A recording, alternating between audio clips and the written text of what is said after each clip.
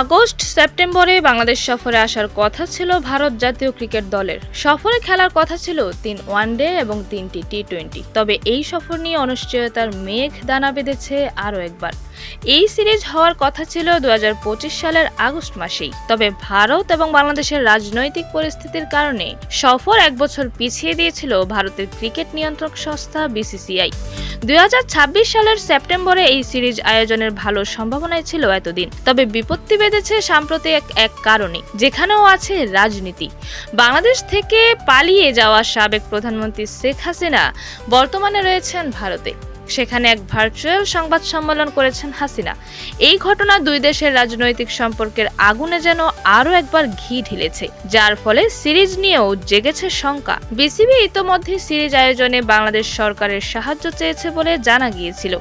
এবার বিসিসিআইও ভারতের সরকারের অনুমতির অপেক্ষায় আছে।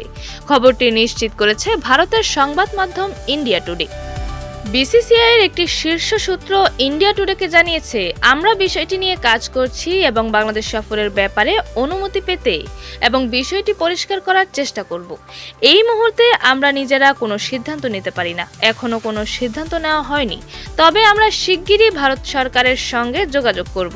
বিসিবি আমাদের চিঠি দিয়েছে এবং তারা আমাদের সঙ্গে নিয়মিত যোগাযোগ রাখছে। শিগগিরই বিষয়টি আরও পরিষ্কার হবে। বর্তমানে ২ ম্যাচের টেস্ট সিরিজ খেলার উদ্দেশ্যে অস্ট্রেলিয়া সফরে রয়েছে বাংলাদেশ জাতীয় ক্রিকেট দল।